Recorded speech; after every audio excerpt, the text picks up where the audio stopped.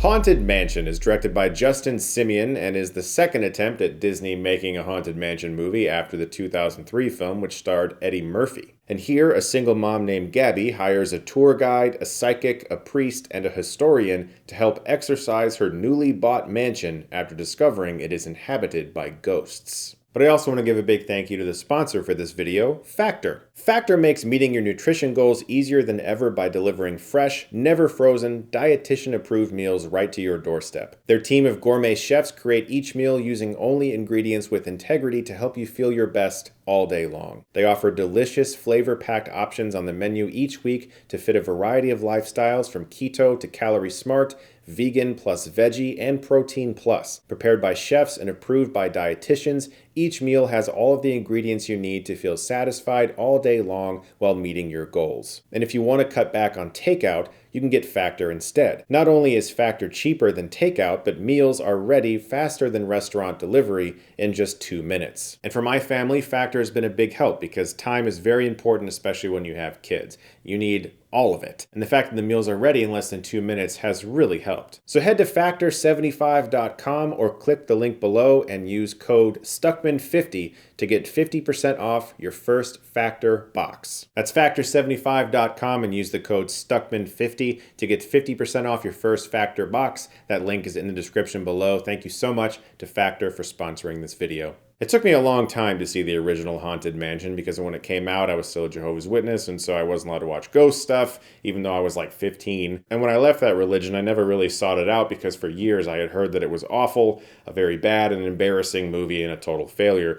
And I eventually decided to watch it just out of pure curiosity, and I thought it was sort of okay. Like, it's really not as awful as I had heard. It's by no means some great film or anything. Parts of it were entertaining enough, though. And after a long development process with Guillermo del Toro and even Ryan Gosling involved, Haunted Mansion has finally come out 20 years later. Having just seen Pirates of the Caribbean: Curse of the Black Pearl in theaters because Disney is celebrating its 100th anniversary, I was reminded that it is very possible to take a theme park ride and make a great movie out of it. With Haunted Mansion, I'm a big fan of that ride. My wife and I have gone on it many times. It's one of my favorite rides at Disney. And while this movie certainly does not reach the heights of Pirates of the Caribbean, I do think that it is a very fun movie that kids will especially like. I think if I was 8 years old when this movie came out, I would have fucking loved it. I think this is a great gateway horror movie for kids. Even though it's rated PG-13, it has some mature exploration of things like grief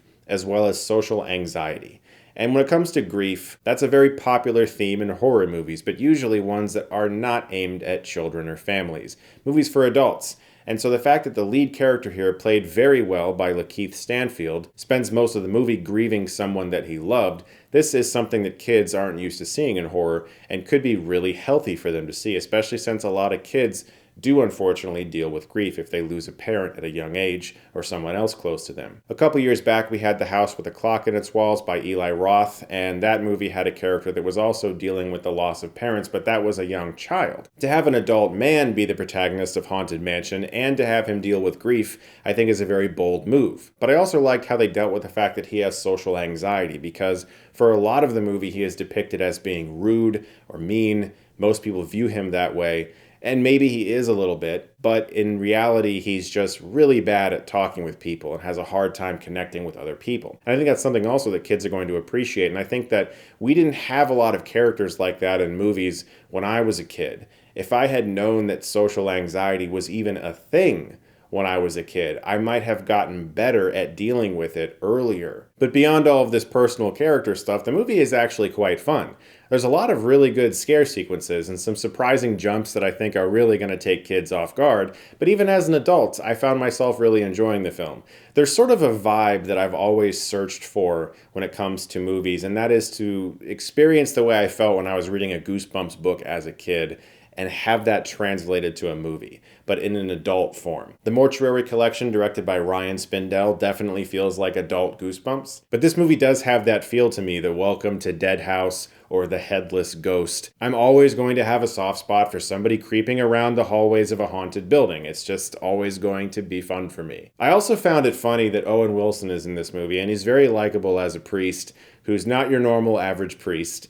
But he's also in The Haunting, which was also a remake about a haunted mansion. I know I've been saying this a lot lately, but I do think this film could have been about 10 or 15 minutes shorter. And I'm not the kind of guy that needs a movie to be short or is afraid of long movies. I loved Oppenheimer, that's 3 hours long. I have always said that a movie is as long as it should be. And it's all about the edit. It's all about the pacing. It doesn't matter how long the film is. If it works, it works. And sometimes a movie drags for a bit and you feel that pacing start to slow and you recognize, you know what, it's time to cut a little bit back, and you start thinking like, what could I have lost? Could I have lost a few of these scenes? Could they have been shorter? Was all the shots necessary? You know, all that kind of stuff. And I do feel like in this movie there's some extra baggage that could have been trimmed. There's also some confusion about the rules of why they have to be there, because some characters will come to the haunted mansion and then leave, and they find out that they're being haunted wherever they go, so they have to come back to the haunted mansion to solve whatever the problem is. Otherwise, they'll continuously be haunted everywhere they go. But throughout the film, they still leave the haunted mansion at random times, like to go to a police station to get a character sketch of somebody, and they don't seem to be haunted then. And there's times where those rules aren't entirely clear. You also have to accept the fact that there is going to be some very obvious CG in the movie. It's not that it's necessarily bad or poorly done, it's just noticeable. And I feel like if Guillermo del Toro had made the movie, I wouldn't be saying that. I'd probably be praising all of the practical makeup effects, and I'm not doing that right now because the film relies heavily on CGI. Not that that's a bad thing, it's just that it could have been better the other way. But honestly, if my kids were like 2 or 3 years older, I would have taken them to see this movie. I do think that this is going to be a very fun gateway horror film for a lot of young kids who are going to watch this movie and discover a passion for horror that maybe they never had before. But as an adult, I wouldn't expect the next great theme park ride turned into a movie.